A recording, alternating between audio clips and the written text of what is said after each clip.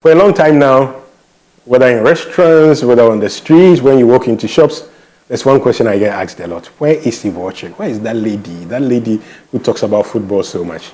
So I went on a search for my journalism schoolmates, my former colleague at Joy FM, somebody I want to be like, because me too, I want to be a lawyer at some point.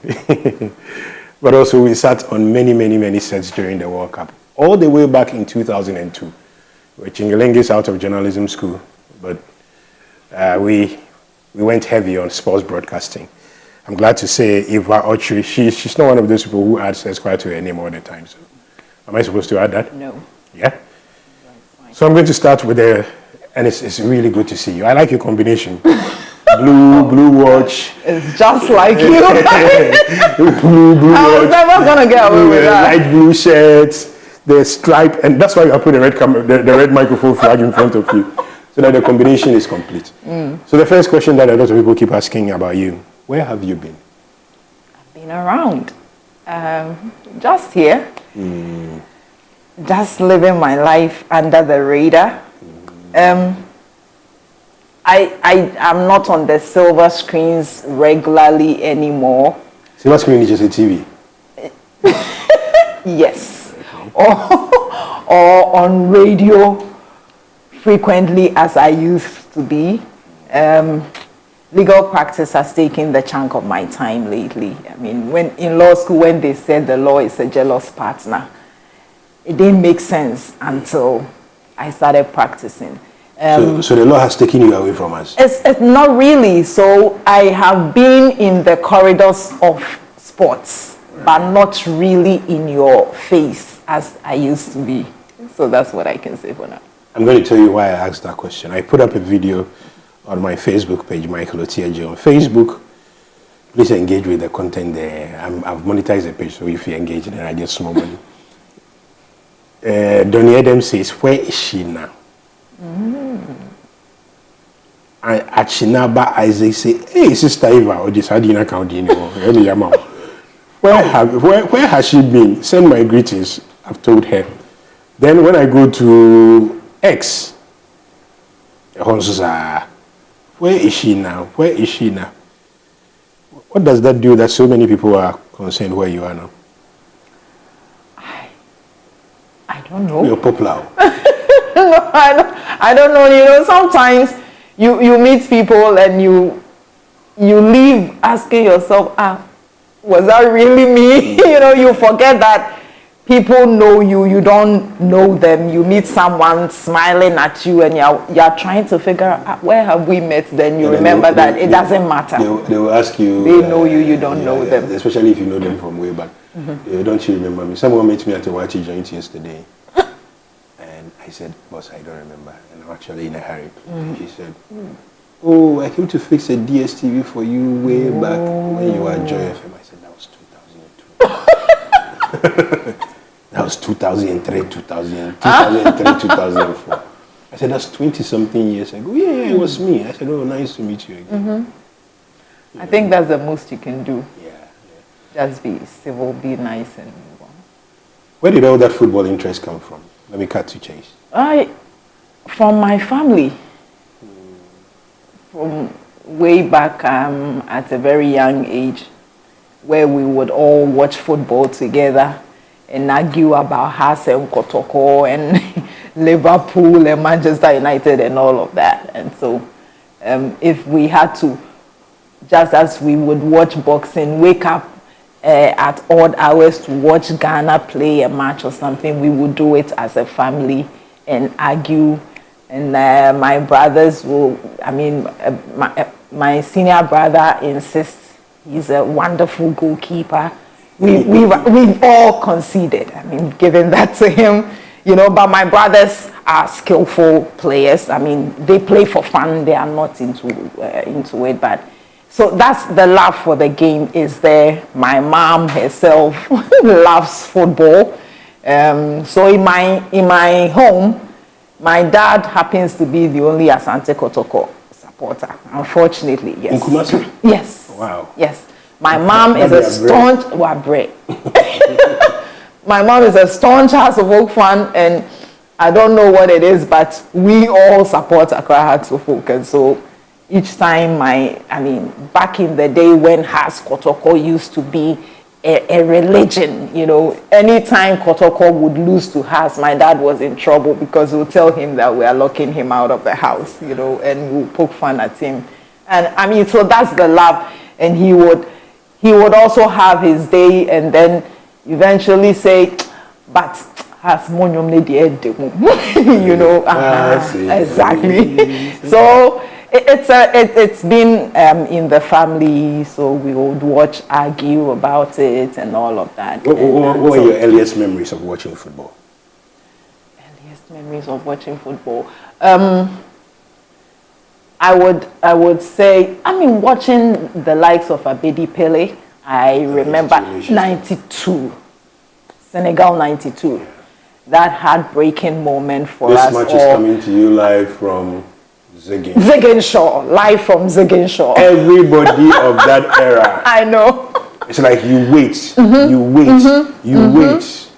The other thing that I remember was the 91 World Under 17. Starlets, 91. And the way I learned to pronounce players' names was for the commentator to say it so that I will learn. That's how I learned a lot of pronunciation. And I remember that the first day I saw Otto Fister's name. Okay. You know, like this 12-year-old me was battling in my head. What name is this? What is this? How do you pronounce this? So I just kept saying to myself, Otto P. Two consonants before a vowel. Thank you. And then we use all the brofonabam. Consonants, the vowel. Me, I don't know the difference. I just know that there's P and there's F. Yeah. And then Eddie Fachi was the commentator who said Otto Fister. I said, thank God for Eddie Fachi. Oh! I will never forget that. Eddie Fachi. But those were good times. And you weren't just watching the under 17 or the Black Stars in 1992. You were watching the under 23 in Barcelona. Yeah, win the first. And then you were watching you were watching Kotoko lose Champions League, Africa Champions Cup of something. Only Rahman missing that penalty. It was a perfect time to grow up developing an interest in football, wasn't it? It was. And so if you came from that background that I come from, where the family loves the sport generally, it makes for keeping up the interest as you grow older with it. And because you are always looking out for Ishmael Ado, Charles Taylor at some point, Joe Debra, those arguments will keep raging and, you know, so it was always fun. Yeah, we used to have them in journalism school. I know. Did the interest in football drive you to journalism school? Journalism school wasn't the original plan. I mean, you know, naturally you're in school, you're looking to go to uni. But then after A-levels, you're weighing your options. So you put in your applications. I think I applied to KNUST at the time. And then they put me on a waiting list. We would go and queue every morning waiting for some opening where we will be told at some point we even formed, we called ourselves late admissions members or something like that. We used to poke fun at ourselves and all of that. And then an uncle of mine called my mom up and said, look, my friend's sister is applying to GIJ. And so I took the opportunity to pick up a form for Eva. So if she's interested, that's an opening for her. And I took it up. That wasn't my first option, so I wasn't too excited about it naturally, but I got in there. There were lots of people in GIJ like that, I have to be honest. Yes. Even a lot of people in my class like that.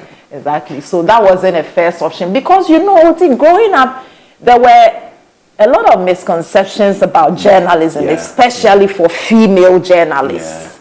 And so generally a lot of parents were not keen on pushing their children into journalism. It was like I had one of my mates, my very good mates, I won't mention his name. His father was a co businessman. When he signed up to GIJ, His father didn't talk to him for like 3 years. Not okay. Throughout the period when we were in school. Wow. His father never said a word to him. Oh. Mine was completely different. Okay. I told my father, please, I want to go to journalism school. He came back with the forms. But in the end, journalism served you well. It did. Because I worked with you at Joy, you worked at Times, then you went to Joy. You opened doors and maybe opened up the path to what you really wanted to become. Exactly. I mean, I look back and I'm thankful for that opportunity to have been at GIJ because that actually molded my life. And every door I have entered thereafter was because I entered that GIJ door, even though that was not my option. And so, I mean, God works in mysterious ways, we say, but his plans are always perfect. And I'm glad I ended up there.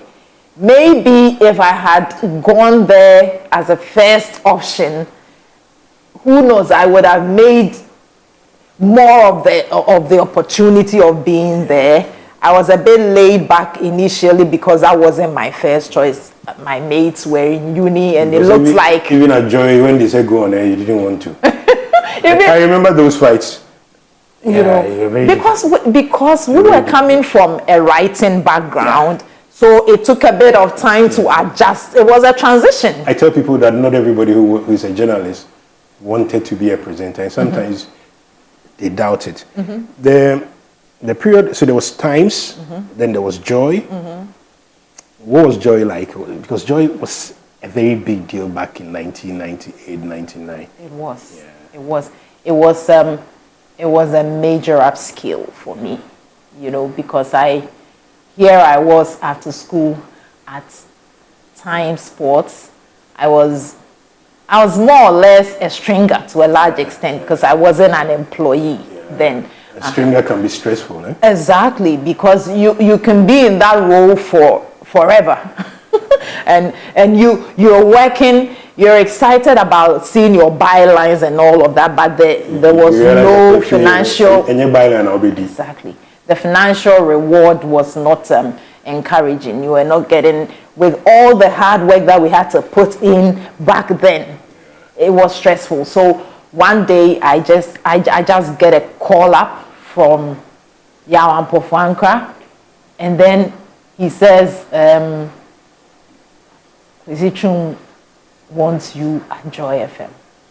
I'm like, when Katie calls, you can't say no. I'm like, who? I mean, who is he? Why does he want me there? And one thing led to the other. Yao shows up, says, I'm picking you up. We go. And as soon as I enter Joy, it's as if everybody was already waiting for me. And so there was no going back. And that was the early days was quite smooth when you were looking for a job in radio. It's changed a lot. People are struggling a lot more to find jobs. And but the late 90s was like a golden era. The late 90s, early 2000s. Yes. Then you did it for up to like 2006? Yes. And then you decided first calling must come. Was law always a first calling? Or that was it always was. I mean, I remember back in school when we would say that, oh, we were the Legonites, we're going to read law, you know, so we used to say that a lot because one time some lawyers, or were they law students? I think back then they were law students, but we misconstrued it to be lawyers or something. I think it was a law week celebration. Not it was a law week celebration, and they came over to hold a legal clinic, and we were excited to see them. So we wanted to be like them, and so thereafter we kept saying that we were gonna be lawyers and all of that. So it was always on the radar for me. So I was happy with myself at Joy FM. But at some point, I just said it was time. I picked up the forms, and school schedule and work schedule were clashing. It was making it difficult. And I remember at the time at the law faculty, Legon, there were strict orders. This is a full-time course. Yeah. Everything has changed now. Yeah, right? I know. Now there are a lot of streets. I abandoned my law ambition. You always talked about wanting to be a lawyer. I know you've said that to me many times. Yeah, but no, it wasn't me. You want to pick a crack. Very necessary. It was not possible. I just couldn't find the time for that. So law comes in, but you never stop on TV, especially during major tournaments. Yes. How many have you been through so far? I think you mentioned it in your intro. So for the World Cup, since 2002 Japan, Korea, we did it on TV3. I think prior to that, we had done some other on GTV. I remember, back then I was switching between GTV, and then finally, for the longest stretch, I stuck with TV3 because I was also at some point thinking about the brand mixture, So, so since 2002, I think I've done punditry for every other World Cup since on TV3. My memory serves me right. What does it take to prepare for a day like that? If, say 2002, Senegal is playing France. Say, I'm praying. And Bible, play. My roots, you can judge where I come from. If Senegal is playing France, how would you typically prepare for a game like that? The way any good journalist should. Your research must be tip-top. Because France, you are talking about France, which is a powerhouse in world football generally. And Senegal has always been a dominant force on our continent. And considering the Francophone link, colonial masters and against their previous country that they dominated and all of that. So there are a lot of angles to a game like that. The historical angle, and then you are looking at the on-pitch actual action, player for player, the quality that the two teams are bringing to bear on a match like that. And that would inform the kind of deep preparation that you need to do to give it the best coverage ever. So knowledge of the players, knowledge of the enormity of such a meeting, because you need to bring all the perspectives to bear on your audiences so that they are aware of what is at stake for each side. Yes, so for me, the nuances matter even more than what everybody sees. Because you can't just walk into the studio. You must be absolutely prepared. You must be. Show up on time. Exactly. You must show up on time. Definitely. You must show up on time. You must be prepared. If you are talking about historical facts, you must know what you're talking about, because even now it's easily verifiable. So this is not a good time for you to goof on TV or anything. I hate to say times have changed. It makes me feel like I'm 55. Oh, I know. When I talk about these things, I get people who tell me, I wasn't even born. And slow down. Times really have changed. Yes. Everything has changed. Yes. Now you take a phone, you have access to this, you have access to that. I can quickly ask people questions off the back of the interview that we are doing. How much has that changed journalism in your view? I'm not asking you to criticize anybody. What do you make of sports journalism now? Because you were a proper old school sports journalist. Yes. You go through the system, you go and do your internship, you sign up for the either Times or Daily Graphic. It was we, the rebels, who were going to Radio Good and the corner places. I went to a few myself. Yeah. I was at Choice. Right. With Randy and Sunny. Yeah. Choice was a good place. It was a good place back then. But that was where the Dadaba people were. It was a solid one crowd training. The Dadaba squad. Yasta. And then there was Sunny. Exactly. Who always brought the Takashi. Oh my goodness, Sunny. Sunny didn't give me any peace at Choice. And his Vandal songs. He was always harassing me with his Vandal. Sunny could actually hold me and put his mouth to my ear and sing the song. And so Randy will tell him, Sunny, stop fooling. Why are you disturbing the lady? but it was fun. And then you covered the 2006 Nations Cup in Egypt. Oh yes, It was really poor. It was sad. So for me, it was. What was that experience like in journalism? It was grand. It was massive for me because like I covered it. Yeah, I covered it as a BBC correspondent. Yeah. So I was part of the BBC team covering that. Even though they picked me up from Joy FM, my tag, everything, my accreditation was BBC accreditation. So it was huge for me, and to hear my stories on BBC Sports and all of that online, it was a massive privilege and opportunity. And it's sort of, you come back to Ghana and you're thinking, what is this? Where are the equipments? Where is the smooth planning? Where is showing up on time? It sort of elevates everything. I know.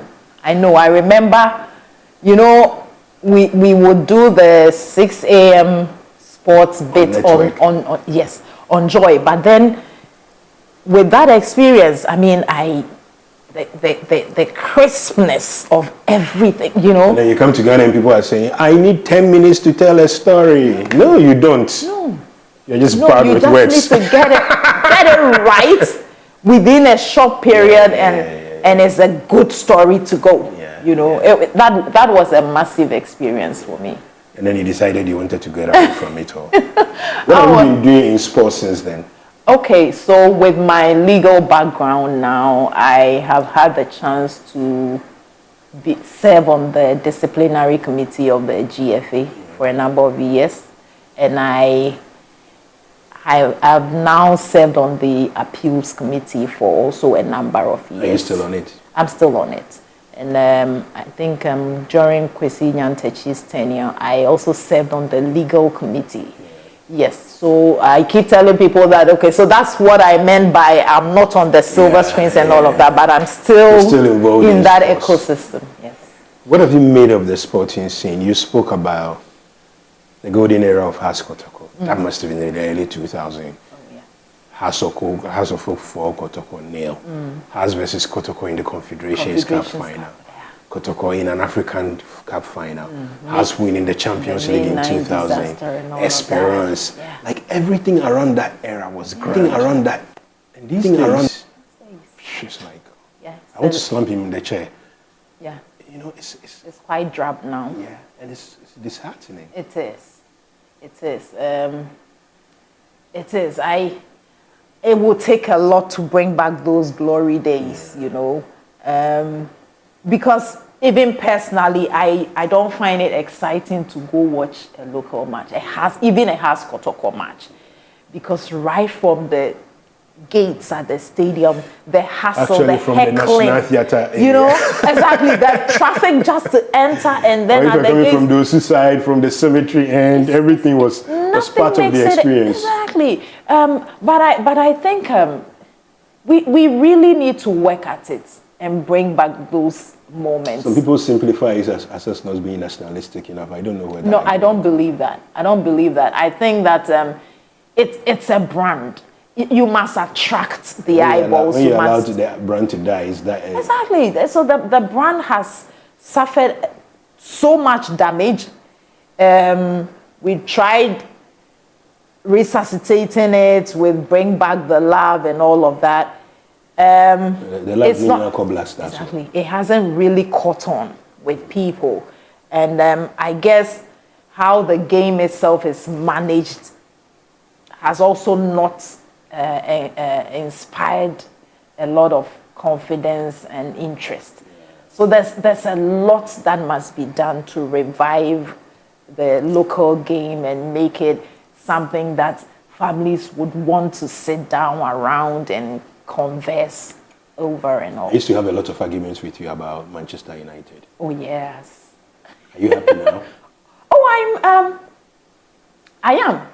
First of all, we're locking down a Champions League slot. You remember the jokes you used to make about Arsenal celebrating Champions League coverage at FA Cups? Oh yes. Now you're celebrating Champions League coverage. Oh, but we will be there. Arsenal, I can't say. I mean, and I'm not the only one. Even now that they are on the cusp of something great, you always feel that the shoe is about to drop at some point. I think the players themselves, the team itself and feels now you're it. literally back in Man City. No. Such sacrilege. No. You want it won't Arsenal to happen. win? Nope. I mean, better Arsenal than my rival. My noisy neighbors. Your noisy neighbors have been very noisy the last 4 years. I know. The last 5 years. Yes. It's incredible. Enough. It's incredible how things have changed in Manchester. It is. It is. Is this testament but it's a cycle. You know, football has its own cycle. Since 2013, that's a long cycle. Michael. You know, we've been joking about Arsenal for 20 years now. I know, but and you're 13 years into that cycle. But that's always been my fear, that we'll become an Arsenal. You're on your way there. No.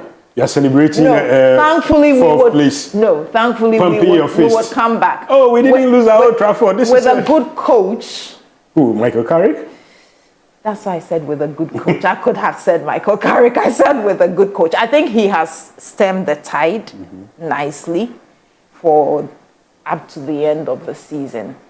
I am not convinced that he is the man for the job if we can find someone with better credentials. You've had people with better credentials. Jose, Van Gaal, Raniak, all of them. I know. But the thing with the former players, old boys, is there seems to be, there's a goodwill, so when they come in. And it dies down. And it dies down gradually. And now so, it is your capacity that must get in. Exactly. So there's a lot more that needs to be done beyond getting a good coach. I know that you America, you fear. How's Gifty? She's fine. She's very well. She'll be coming to town soon. Like I'm literally a member of the Eva household. I'm chasing a troublesome member. A warrior. But are you watching the World Cup, this World Cup? And what are your hopes for Ghana? Oh, I definitely will watch it. In fact, I wish I could be there to watch it. Please, so you know why you can't be there, right? Please. So I'm definitely watching it. My hopes for Ghana is difficult to say because it's been turbulent. Yeah. It's been turbulent. The lead up to the World Cup has been turbulent for us. I'm excited that we made it. I think that it should be our life's ambition as a nation never to miss out on the World Cup. Yeah. Whatever it is. We can talk about it all day, laugh at ourselves. We can have our Nigerian friends tease us that we'll only go there to be also runs and all. But for me, qualification is huge enough. We will always need to work on bettering our lot from the Asamoah era and all of that. But I am happy we are there. Our fortunes there, I am not too sure about because we all know how turbulent it's been. We have a new coach, barely 2 months to the competition. So we will pray. We will hope that. So we at least we scale the first hurdle of the group, which that is even a very tall order for us. I think we'll do it though. But I think if we can't beat Panama, we have no business being exactly. Yes, and it's good that it's our first match, because yes, we can't raise the excuse of being slow starters and all of that. No. That England game will be monstrous. Exactly. So if we can't make it against Panama, then we might as well come back after the group. Have you pictured Harry Kane at our defenders and or Jude Bellingham running at us, or Rashford sidestepping all over the place, or England needing a goal and throwing on a Phil Foden or a Bukayo Saka? I know you can go on and on. It's staggering. But we did go on and on like that in 2006. Czech Republic, yes. Number 2 in the world at the time. I was coming to that. Yeah. So we've had it in us before.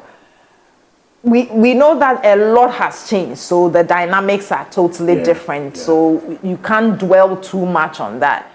But it also is something inherent in the game. The game has a way of throwing up surprises. So on the day, you never know what would make a team tick better than the one that is ordinarily supposed to be the better side. And so that's why I say we can hope that it will be one of those days for us when we are extraordinary. Let me ask you a few quick fair questions. Shamukwe or Yoruba? Shamuleda. Shamuleda all day long. I met his daughter. I said, your father was Shamukwe. And everything, you know. You have no idea who your father was. He was a huge figure. And he's a legend. He's a legend. Shamukwe. Monstrous on the pitch. It's really good. Vintage Shamukwe. Vintage. We play Zuku Zuku and then he will do one crazy move on the pitch. Everything changes. Even though me, my Kotoko blood cells. I know. I know the Kotoko fans will never. Then there was the infamous conversation about how special was Jones Atukwe for you? Yes, sir. Oh, Michael, you know, I'm the wrong person to ask this question because, you know, I had a very special relationship with him. Oh, yes. He was one fine gentleman. I mean, he would tell me that for you, anytime you can call me. And I mean, it's a joy, I remember. Early morning calls. Jones will always pick up a call. Yes, once I call him, he will pick it up. But he was one special coach. I think that if you look at our local coaches, the ones who have won the Nations Cup for us and all of that, you know, Jones might not feature prominently in the records, but his coaching style for that era. Jones was revolutionary. Exactly. He was. For that era, he was something totally different. And the things that he got out of that House of Folk team, that 64 battalion team. Exactly. And he was fearless. That he even managed at some point to use as the Black Stars team. That decision he made against Nigeria to drop everybody and call only House of Folk players. Yeah. And I remember the criticism. Takes and a lot of the match, guts. I barely wrote anything. I didn't want to get in the mix of that. Sometimes Mr. Adi Kakra. So after the match, we get into the mix zone. You know, the Accra Sports Stadium under the main ice stand in the past when they had not suffered that cruel fate. We go there and there's a lot of journalists in front there. And then we have to go and do interviews. So Jones is back there screening the journalists. So he looks at this guy. Michael, come. You didn't say anything. Then I go there and I got my interview. But he was unique. That Champions League win against Esperance and Jones was. It's very difficult to see another Ghanaian club do it after that. Exactly. That's what I'm saying. That you might not. There would be the Osam Dodus and the rest. Exactly. Who will go down in history because they won Nations Cup for us and all of that. But Jones Atukwe was that kind of coach who cut across generations. You know, even for an old school coach, he had a modern mentality, and he was able to pull everybody in, and he had that clout. That Confederations Cup win over House of Folk, the moves he pulled that day, he would make this substitution, he would do that, the penalties. And I remember meeting him in I think around I went to one of these hotels in Kumasi. I remember the night after. He was just so happy. He was really good. And he had, you know, he's one of the few coaches who had a very good relationship with the media generally. I mean, he would be very civil towards you. Definitely. I know you will say Man United. I was going to ask you Pep Guardiola or Ferguson. I know what your answer will be. Come on. Okay. Michael. Fergie all day long. What was it about Man United? Was it a winning? Yeah, it was like Howard Webb. Oh no. No, that narrative won't work. We were winning. The balls were entering the net. We were winning. You remember the game against Portsmouth? I'll never forget that. The Pedro Mendes goal. The ball crossed the line, our goalkeeper went to bring it out. Man United. No, but You see, you can raise all these things, but you can never discount the fact that Manchester United under Alex Ferguson, yes, that thing paid for him. was an exceptional team. Immovable force. Oh yes. That's why these days it's so sad. Yeah. Champions League or World Cup? Oh, World Cup all day long, Michael. If you've been to the World Cup, the atmosphere and you can't trade it for anything else. I think that's why I keep saying we should never miss out on it again. It's the biggest it's the most stage. beautiful sporting event that you can experience. It is the biggest, actually. We talk about the Olympics, so in the hierarchy of things, you put the Olympics at the top. But I don't. I know, for an individual sport, which rubs shoulders with the Olympics. I don't think there's anything like that. I think the World Cup is in a class by itself. 2 days ago, FIFA said that they are giving what? The guaranteed money for Ghana to play at this World Cup is $12.5 million. $10 million for being in the group stage, $2.5 million for preparation. If you get to the next stage, I think you make additional money. By the time we come back from the World Cup, Ghana would have made maybe at least 12.5 guaranteed, potentially $15 million, depending on how well the team does 20. That's something no other. Messi or Ronaldo? I'm a Ronaldo fan. Because of what? Because of everything that he's achieved. I think that boy for me it even... Is it because he played at United? Oh, that as well. But I think he transcends football. I think as a human being. Michael, for you... If Messi transcends football, what does... if Ronaldo transcends football, what does Messi do? Let me tell you why... Messi transcends humanity. Let me tell you why I say that. For that player to keep pushing himself regardless...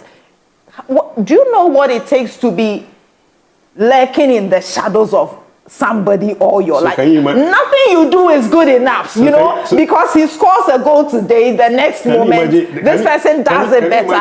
Can you imagine what the person whose shadows you are lurking in has to do to be there, to maintain that level? No, but, so, Michael, you remember Ronaldo's reaction when he won the Ballon d'Or after a long lull? That tells you this is a kind of human being who keeps pushing himself. It doesn't matter. But I think Ronaldo is phenomenal. Djokovic, Nadal, or Federer. Federer, 100%. But you used to like Djokovic a lot. Listen, don't get me wrong. Because I think the first person I heard Djokovic was from me. Yes, you had a name for it. I enjoyed sports news, and I used to think, what is the meaning of this? I didn't like tennis. I was not bougie enough to like tennis. Then you used to say Nole. I said, who is that? I love him. I love him, don't get me wrong, because I think that he is the tennis equivalent of a Cristiano Ronaldo. He was a hybrid of sorts, because he combined the qualities of Federer and Nadal. But Federer is a god. He's so sublime. He makes it look so effortless. The grace with which he plays. I like the way you're describing. Oh my God! Messi. I mean, I like the way you're describing Messi. The grace, sublime, effortless. Federer. Yeah. All those adjectives applies to Messi. Oh no, Federer. He's a god for me. I mean, but yeah. Novak, fantastic player. Yeah, Novak. Yeah. Nadal, you can't take it. Nadal is a fighter. Yeah. Nadal is a fighter. I mean, but he's as much a natural as everybody else, though. I know, but maybe it's the aggression that you don't really get with a lot of tennis players. So it put him a little apart. That is crazy. He looked a bit different from the rest. I know. You didn't like it those now idiosyncrasies. People didn't like those idiosyncrasies, but take nothing from him. He's had his moments in the limelight. He will always go down as one of the greats. Alcaraz or Sinner? Alcaraz is my guy. you know, for athletes and for a sport like tennis, I like players who come in with a bit of showmanship. Exactly. And Alcaraz gives me that. Yeah, he's a showman. Yeah. It's fun. Yes. I'm going to give you one last shot at something. Say a young lady comes to you. She has ambitions to be in this space. All the issues of harassment, the stress in the space, a male-dominated field. They have ambitions to either be doctors, to be this. These days, content creation is everywhere. And she says, I want to be a dominant voice in sports. What's the one advice from the Eva blueprint you will give her? Now I can relax. The cameraman can do me focal. Tenacity. Tenacity. She needs to be tenacious. Once break down that book for me. Once she tenacious, I mean, keep at it. Be very consistent, be conscientious, be intentional.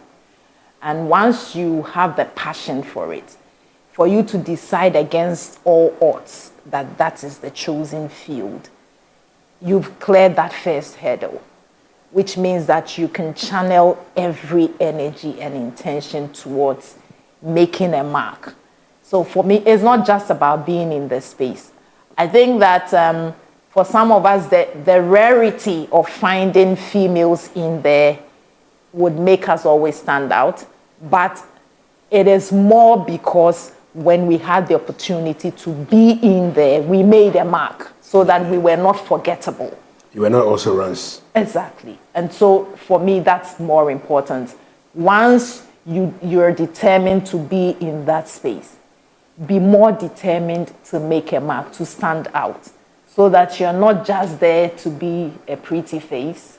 You are there because of your worth, the quality of work that you bring to bear on every opportunity that's given you. But by all means, shatter that glass ceiling and make it count for generations unborn. Well, Eva, they shattered that glass ceiling. Future House of Folk CEO. Maybe first female.